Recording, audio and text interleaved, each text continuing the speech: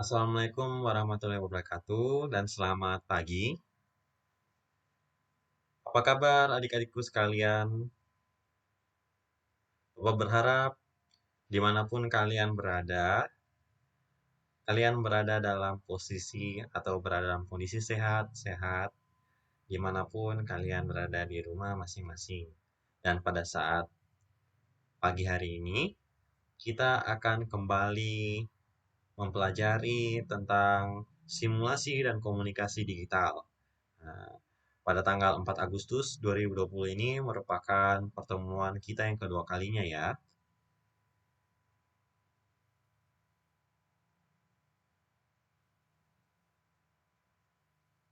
Oke, pada pertemuan kali ini kita akan masuk pada bab kedua yang akan membahas tentang pengembangan ide. Sebagai pengantarnya, adik-adik, apa yang terlintas di pikiran kalian ketika ditanyakan apakah itu ide? Coba kalian pikirkan sejenak.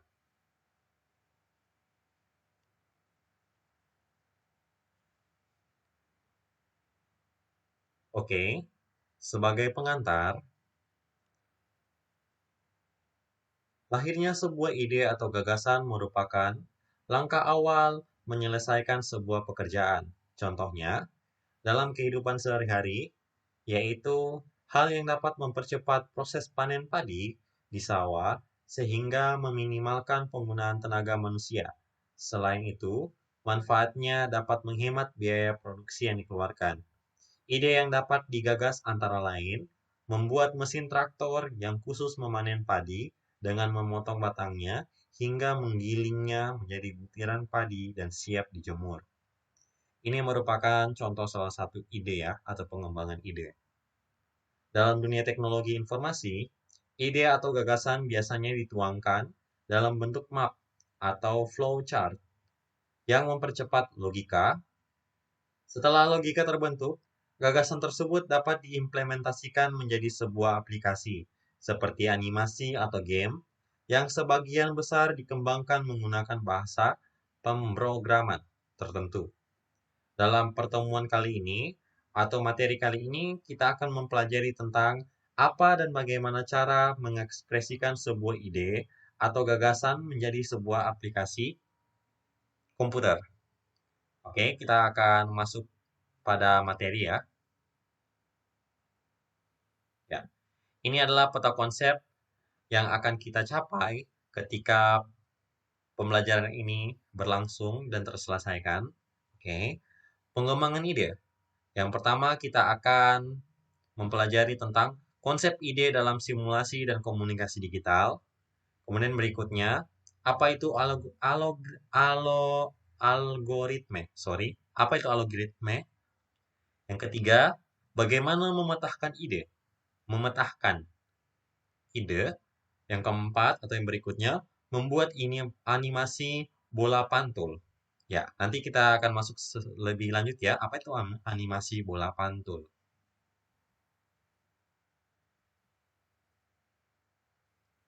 Oke, untuk pembahasan pertama, kita akan membahas tentang konsep ide dalam simulasi dan komunikasi digital.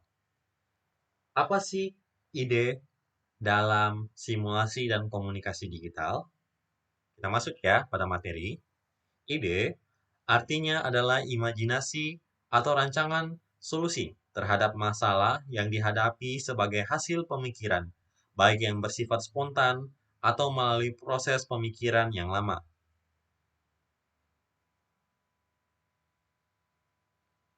Kita lanjut. Berikutnya, apa sih arti dari atau pengertian dari komunikasi? Komunikasi artinya proses pengiriman atau penerimaan data informasi antara dua atau lebih pengguna melalui media transmisi tertentu. Jadi sekali lagi, komunikasi artinya proses pengiriman dan penerima data informasi antara dua atau lebih pengguna melalui media transmisi tertentu. Jadi, yang harus diperhatikan, seperti materi sebelumnya, komunikasi dapat berlangsung ketika ada dua orang yang melakukan pengiriman atau melakukan salah satu melakukan pengiriman, salah satu menerima komunikasi atau informasi tersebut. Seperti itu. Berikutnya, simulasi. Simulasi dapat dikatakan sebagai metode percobaan atau eksperimen untuk memecahkan masalah dengan meniru kondisi nyata melalui media pendukung seperti audio, video, gambar, perangkat lainnya untuk mengekspresikan keadaan sebenarnya.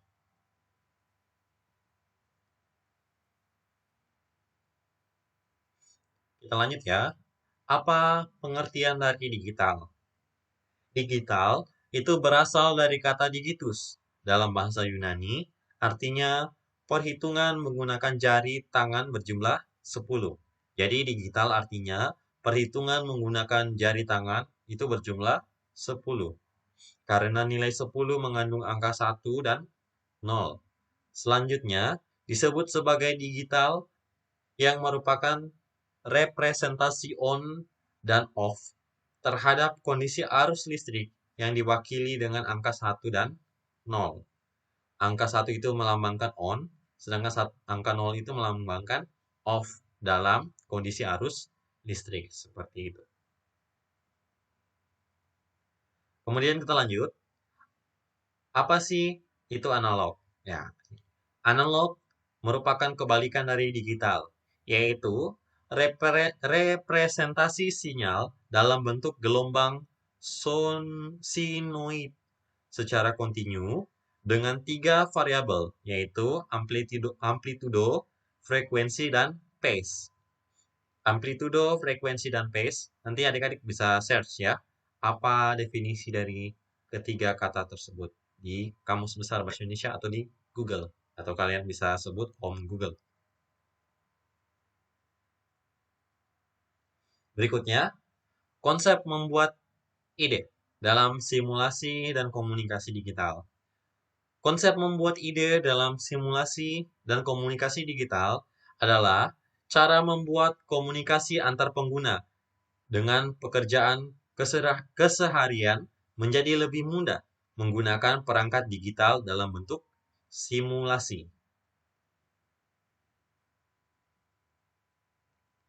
Kita masuk pada materi berikutnya, poin B, algoritme. Algoritme. Apa sih algoritme itu?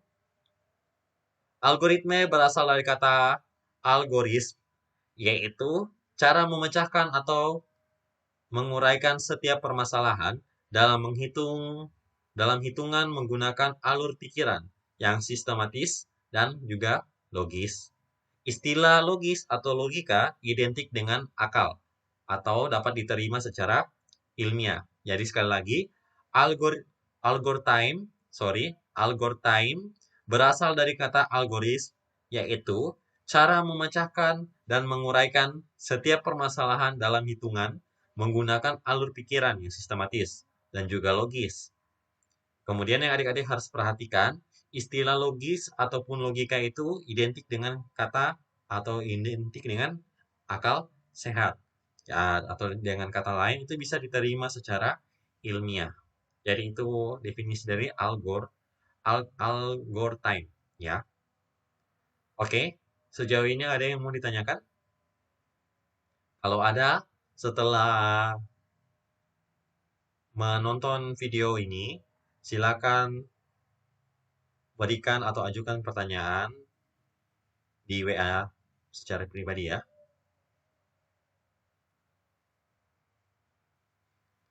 Berikutnya, ada 3 standar penulisan argotype.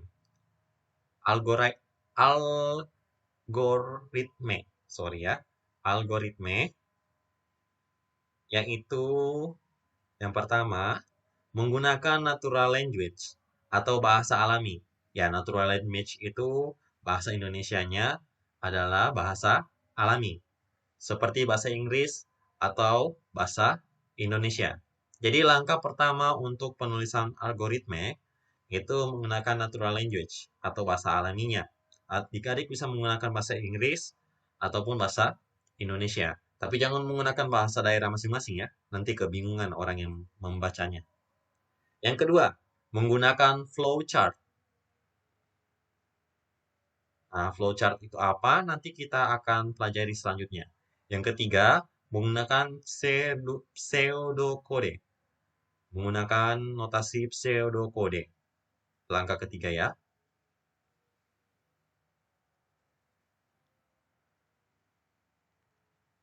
Oke, kita masuk lebih lanjut lagi. Yang pertama tadi, langkah pertama penulisan algoritme itu menggunakan natural language atau bahasa alami. Ya, seperti bahasa Inggris atau bahasa Indonesia yang sudah seperti Bapak sebutkan tadi ya. Ini contohnya, keuntungan dan juga kerugian menggunakan natural language atau bahasa alami. Keuntungannya, strukturnya sederhana dan mudah dalam menulisnya. Namun, kerugiannya, gaya penulisan setiap pemrogramer itu tidak sama sehingga pemahaman atau pembacaan algoritme oleh orang lain itu menjadi sulit. Yang dimaksud dengan pemrogramer itu adalah orang yang membuat suatu program atau membuat suatu ini dalam konteksnya algoritme itu disebut pemrogramer. Keuntungan berikutnya menggunakan natural language, yaitu tidak memiliki standar khusus dalam penulisannya sehingga memudahkan orang mempelajarinya. Kerugiannya, yang kedua, jika kasus yang diselesaikan cukup kompleks, algoritme menjadi sangat panjang sehingga kurang efisien. Keuntungan yang ketiga, itu tidak memerlukan tools atau software khusus dalam perancangannya. Ya, ini cukup simpel dan juga sederhana menggunakan natural language. Namun kerugian yang ketiga, itu sukar untuk mengkonversinya ke dalam bentuk kode pemrograman.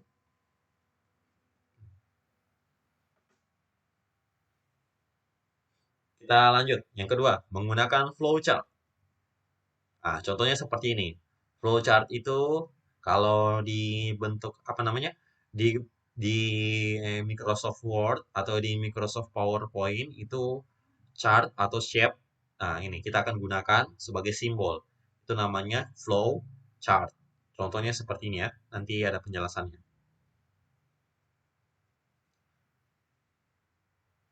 Nah, seperti ini. Keuntungan dan kerugian menggunakan flowchart. Keuntungannya lebih mudah dalam pembacaan dan pemahaman algoritme. Kerugian yang pertama, tidak cocok untuk menyelesaikan program yang rumit. Yang berikutnya, dapat digunakan untuk menyelesaikan masalah yang tidak rumit. Jadi flowchart ini hanya dapat digunakan untuk bahasa program yang sangat sederhana. Kerugian yang berikutnya, memerlukan software khusus dalam penulisannya. Contohnya seperti Microsoft Visio. Keuntungan yang ketiga, lebih rinci dengan model visualisasi. Ya, seperti contoh ini ya, ada visualisasinya. Kemudian lebih rinci penulisannya. Kerugian yang ketiga, agak susah ketika dikonversi ke dalam bentuk kode program. Kerugian keempat, memakan ruang ketika menata simbol bagan alir flowchart. Ya, jadi contoh ini, apa namanya, yang ada gambar di samping ini, samping kirinya kalian di layar, itu namanya bagan alir flow chart, ya. Oke, kita lanjut. Di sini pada bagian berikutnya kita akan mempelajari simbol-simbol atau bagan yang digunakan dalam flowchart. Apa sih arti dari simbol tersebut? Sebelumnya, coba adik-adik perhatikan ya, bagan alir flowchart yang ada di slide sebelumnya. Semua bagan atau alir ini atau charge yang digunakan itu mempunyai arti. Jadi kita akan mempelajarinya. Apa sih arti dari charge yang digunakan? Kenapa itu bentuknya bujur sangkar? Kenapa itu segi 5, segi 4, trapesium? Kita akan lihat ya.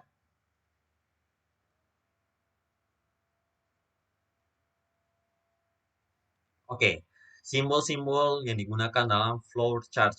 Yang pertama, yang seperti kapsul, itu namanya terminator. Itu fungsinya atau bahasa sederhananya itu namanya start atau end program. Oke, ketika kalian mau memulai flowchart, itu menggunakan simbol yang pertama ini, namanya terminator. Ketika kalian mau mengakhiri program atau menulis bagan tadi, bagan alir flowchart, itu juga menggunakan ini terminator tersebut. Kemudian ada panah hitam yang lurus, itu namanya arah alir. Fungsinya itu menggambarkan aliran proses pada pemrograman. Nah, berikutnya ada yang segi 6, itu namanya preparation. Itu fungsinya, charge ini berfungsi atau digambarkan sebagai inisialisasi atau pemberian nilai-nilai awal pada variabel atau deklarasi.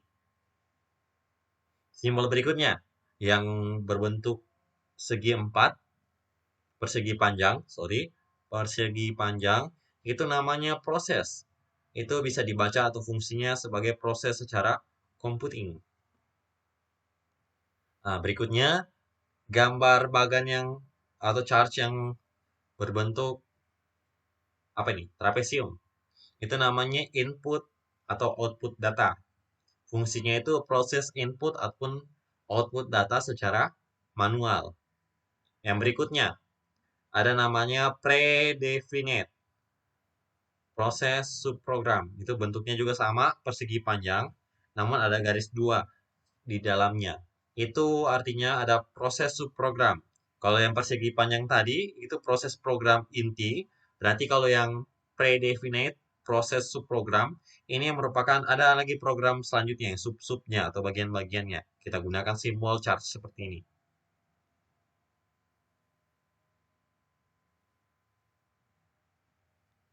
Kemudian kita lanjut pada simbol berikutnya. Itu simbol ini segi 4, itu namanya decision atau kondisi. Fungsinya atau bahasa sederhana itu penyeleksian atau percabangan. Misalnya if and then. Nah, ini maaf ya, bahasa program agak sedikit rumit.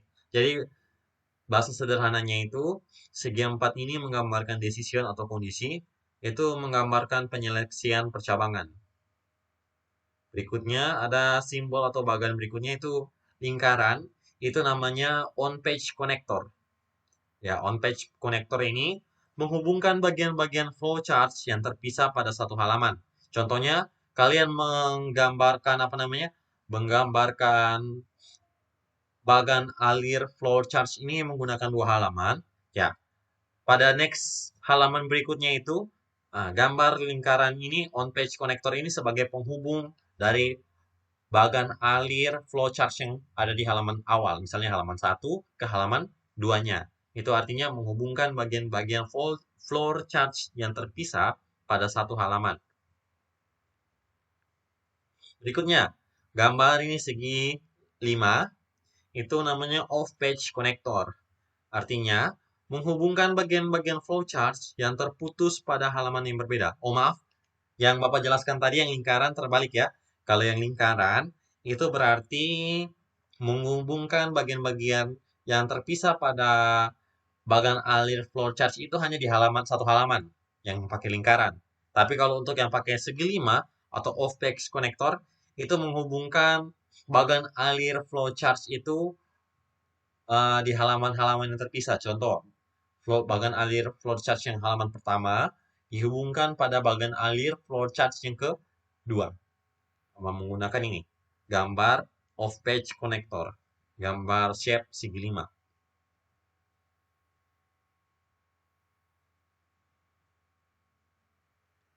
Oke, kita masuk cara ketiga, penulisan algoritma. Itu menggunakan notasi pseudokode. Peraturan penulisan struktur algoritma dengan pseudokode adalah sebagai berikut. Yang pertama, header berisi informasi judul algoritma, komentar, dan juga deklarasi. Yang berikutnya, badan algoritma itu berisi proses logika, pemrograman atau program. Berikutnya yang ketiga, bagian akhir program. Jadi, penulisan notasi pseudokode ini ada 3 bagian. Bagian pertama itu dikatakan header atau judulnya. Yang bagian kedua itu isi dari notasi pseudokode atau namanya itu badan algoritma. Yang ketiga itu bagian akhir dari pemrograman. Yang berikutnya, yang keempat, deklarasi variabel itu menggunakan tanda titik dua.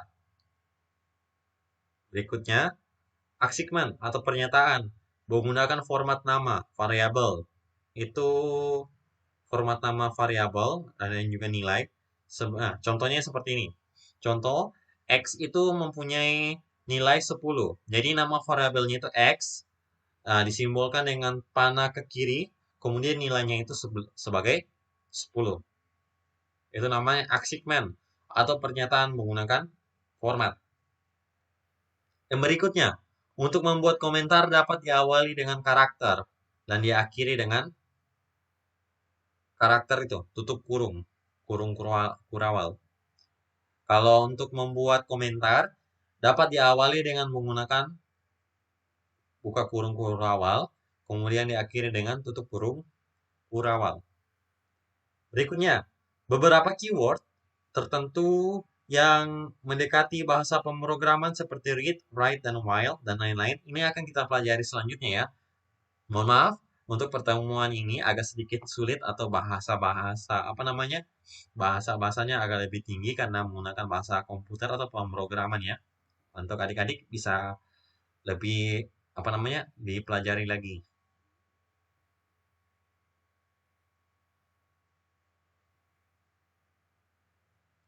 Oke, berikutnya. Bagaimana caranya memetakan ide? Kita masuk di penjelasan selanjutnya. Bagaimana caranya memetakan ide? Tahapan-tahapan mengenali potensi ide dan menerjemahkannya ke dalam bentuk bagan secara visual, yaitu sebagai berikut. Yang pertama, memvisualisasikan permasalahan yang dihadapi dan membayangkan solusi yang dapat ditempuh. Contohnya, ketika adik-adik mendapatkan suatu permasalahan, adik-adik ini mau menggali potensi ide yang cocok untuk menyelesaikan permasalahan tersebut, kalian harus yang pertama melakukan itu memvisualisasikannya. Contohnya, membayangkannya di dalam pikiran adik-adik permasalahan yang dihadapi. Kemudian, membayangkan solusi yang dapat ditempuh untuk permasalahan tersebut. Nah, itu dikatakan visualisasi. Visualisasi itu menggambarkan permasalahan yang ada, kemudian kalian cari juga visualisasi solusi dari permasalahan tersebut. Itu namanya langkah pertama. Yang kedua, selanjutnya adalah berpikir secara sistematis melalui tahapan sebagai berikut. Jadi, setelah kalian memvisualisasikan permasalahan dan solusinya, kalian harus berpikir secara sistematis terhadap permasalahan tersebut dan juga solusinya. Yang pertama, fokuslah pada beberapa ide atau gagasan berdasarkan knowledge atau skill. Knowledge itu bahasa Indonesianya adalah pengetahuan. Jadi, dan juga skill. Skill itu keterampilan atau kemampuan kita masing-masing. Jadi, ketika adik-adik mau berfokus atau mencari suatu ide atau gagasan untuk penyelesaian suatu masalah, nah kalian harus berpikir juga menurut kapasitas pengetahuan dan juga skill keterampilan adik-adik masing-masing ya. Jangan terlalu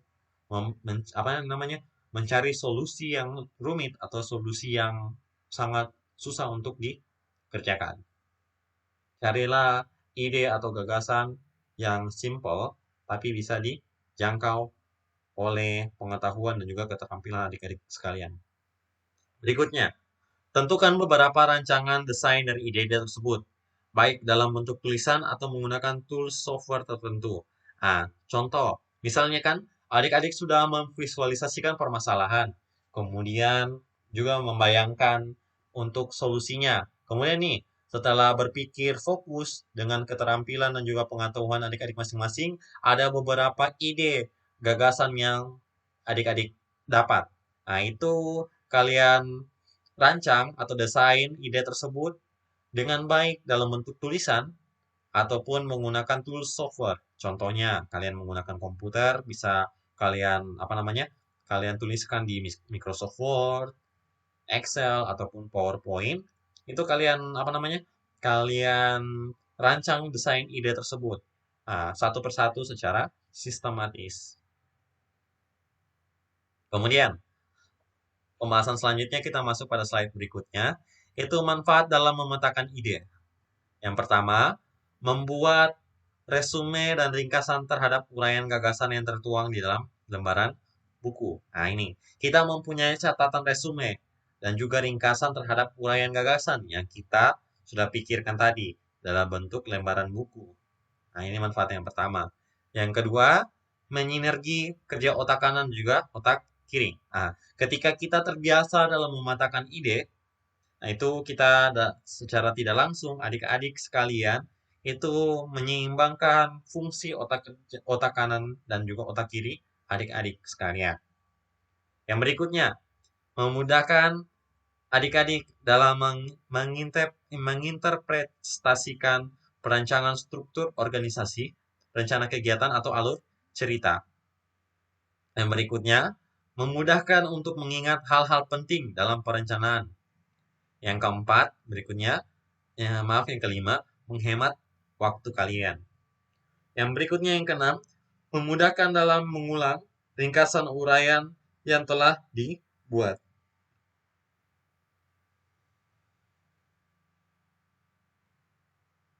Nah, berikutnya, ini langkah-langkah dalam membuat peta minda menggunakan software MindMapple. Nah, contoh yang langkah yang pertama, itu pastikan komputer adik-adik menggunakan sistem operasi berbasis Windows. Ya, tentunya kalau adik-adik punya laptop itu secara tidak langsung itu basis operasi sistemnya kalian itu pasti Windows ya. Mau Windows 10, Windows 8, Windows 7 itu sama. Berikutnya, langkah kedua, download aplikasi MindMapple pada URL sebagai berikut. Jadi ya, adik-adik ketikkan URL ini di Google dengan menggunakan aplikasi Mozilla Firefox kah atau Google Chrome sama saja atau Microsoft Edge itu ketikkan ini http://mindmaple garis datar light titik atau .n.softonic.com. Kemudian adik-adik install, kemudian jalankan. Nah, berikutnya akan tampil seperti ini. MindMapple atau katakan itu bahasa Office kalau sudah terinstall. Ini dibuka aplikasinya ya, tampilan MindMapple-nya. Nanti di video selanjutnya Bapak akan buat tutorial kalau kalian masih belum mengerti tutorial menggunakan atau mendownload atau sekaligus menginstal aplikasi MindMapple.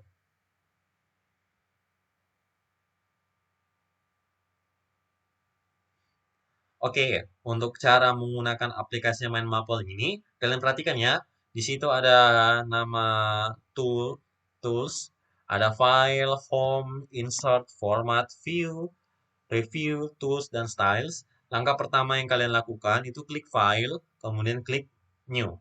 Nah, kemudian pilih MindMapple. Nah, seperti ini. MindMapple ya.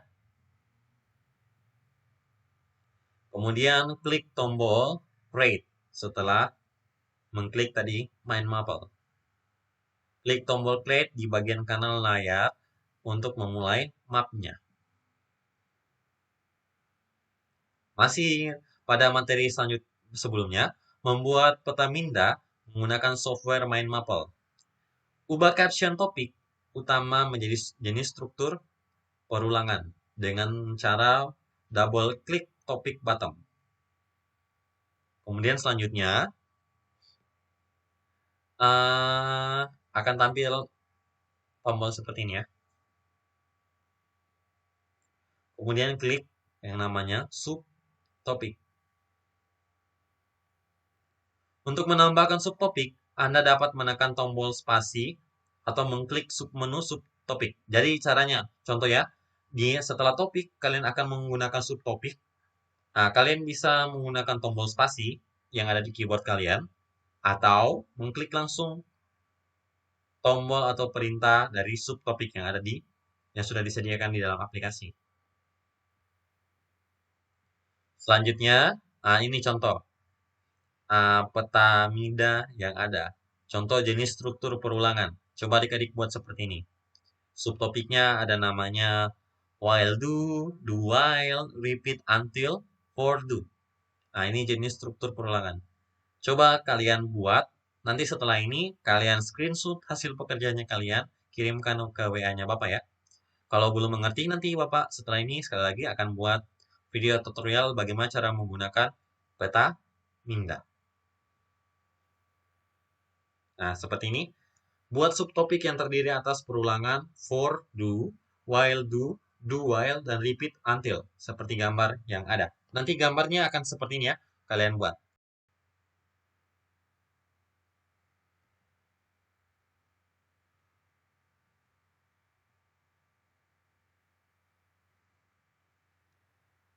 Nah, kita masuk pada materi selanjutnya. Itu bagaimana membuat animasi bola pantul. Ide awal membuat game ini adalah menghitung nilai skor setiap bola yang dipantulkan melalui papan peluncur agar mengenai dinding dan pecah. Setiap dinding yang pecah akan memperoleh skor sebanyak 5 dan seterusnya. Agar bola yang dipantulkan tidak jatuh ke bawah, papan peluncur harus digeser ke kiri atau ke kanan menggunakan tombol keyboard yang ini, spasi kiri atau spasi kanan. Tombol panah kiri atau panah kanan. Atau juga dapat menggunakan mouse mengarahkannya kiri ke kanan. Jika sampai bola terlepas atau tidak terkena papan peluncur, permainan akan berakhir. Nah, ini maksudnya namanya animasi bola pantul.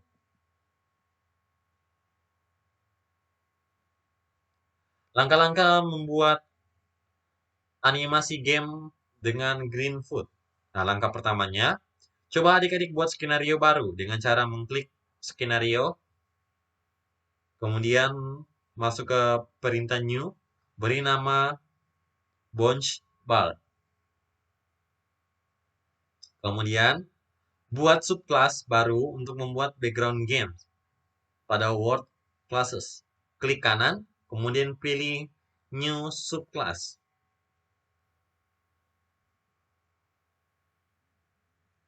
Ya, akan seperti ini ya. Contoh tampilannya, New Classes Name. Misalnya kita tulis nama di situ BG. Nah, kemudian pilih backgroundnya, sesuaikan warnanya. Kemudian klik OK.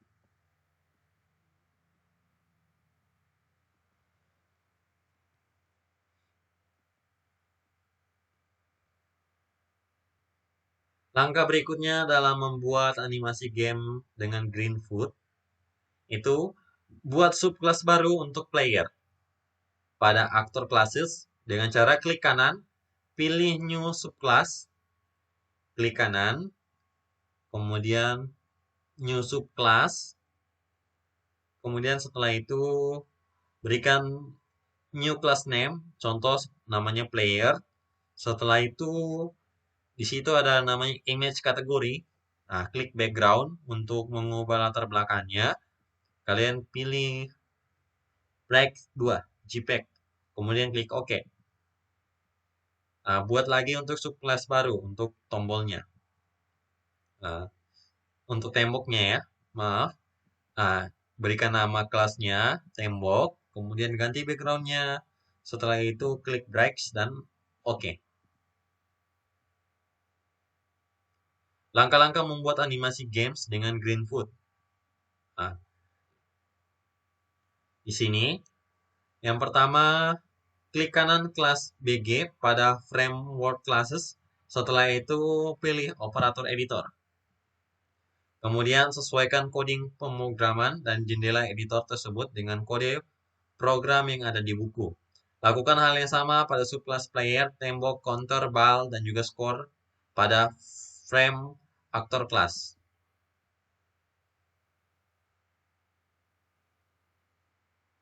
Oke, mungkin untuk animasi membuat bola pantul ini, kita akan membahasnya lebih lanjut lagi. Bapak akan buat tutorialnya secara sendiri dalam video, agar supaya kalian lebih mengerti, cuma tidak hanya sekadar teori. Tapi untuk teori-teorinya Bapak harap kalian bisa baca ya, walaupun minta maaf ini, apa namanya, Mungkin agak sedikit berat untuk adik-adik karena ini sudah memulai bahasa program. Sebaiknya kita belajar untuk pertemuan ini secara langsung agar supaya ketika adik-adik atau punya kesulitan itu bisa langsung konsultasi dengan Bapak. Tapi kalau tidak, ya cukup sekarang untuk kalian pelajari. Setelah itu kalau ada kesulitan nanti kita belajar sama-sama. Sekali lagi untuk aplikasi membuat bola pantul itu nanti Bapak akan jelaskan pada pertemuan selanjutnya ya, atau video yang selanjutnya.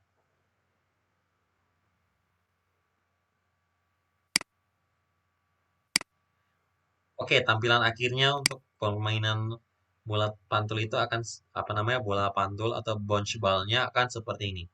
Ah, kalian bisa membuatnya, kemudian ini bisa jadi games yang kalian sudah buat sendiri. Nanti apa namanya? Untuk eh Untuk mempelajari beberapa logika dan juga contoh program animasi games, dengan Greenfoot Anda dapat mempelajari atau adik-adik dapat mempelajari di http www.greenfoot.org. Nanti tutorialnya akan Bapak buat setelah video ini ya, atau pada video berikutnya. Oke, untuk materi pada saat pertemuan ini cukup sekian. Kalau ada yang mau ditanyakan, silakan kirim pertanyaannya di WA. Nanti Bapak akan jawab atau eh, Bapak akan tanggapi secara pribadi. Nah, berikutnya kita akan masuk pada latihan soal. Yang pertama, ini latihan soalnya ada tiga. Yang pertama, bagaimanakah konsep membuat ide dalam simulasi dan komunikasi digital? Oke, sudah ada di materi sebelumnya. Jadi, bagaimana membuat konsep ide dalam simulasi dan komunikasi digital? Adik-adik bisa jelaskan. Yang kedua, apa saja keuntungan menulis algoritma menggunakan flowchart? Keuntungannya ya, bisa kalian jelaskan. Ada tiga tadi. Kemudian, apa saja manfaat dalam memetakan ide? Kalian bisa jelaskan juga. Oh ini sudah dijelaskan tadi. Oke, cukup sekian untuk pertemuan kita pada saat pagi hari ini. Kalau ada sekali lagi ada yang mau ditanyakan atau kurang jelas, adik-adik bisa sampaikan di WA untuk aplikasi atau langkah aplikasi membuat games Bounceable tadi. Nanti Bapak coba buatkan tutorialnya pada video yang satunya lagi. Namun kalau agak sedikit sulit, nanti adik-adik cukup pelajari konsepnya aja dulu. Nanti mungkin kalau kita sudah bisa bertemu secara langsung, kita akan pelajarinya secara langsung tatap muka. Oke, cukup sekian. Kalau ada kata-kata atau penjelasan Bapak yang kurang jelas, Bapak mohon maaf. Bapak berharap sekali lagi adik-adik dapat memahami pembahasan materi pengembangan ide dengan baik sehingga kita dapat melanjutkan pertemuan kita pada materi yang selanjutnya lagi di pertemuan berikutnya. Sekali lagi, kalau ada yang mau ditanyakan, jangan sungkan, silakan kirim pertanyaan adik-adik ke WA. Oke, cukup sekian. Bapak mohon maaf jika ada kesalahan atau tutur kata yang tidak berkenan. Sampai berjumpa pada pertemuan selanjutnya. Dadah!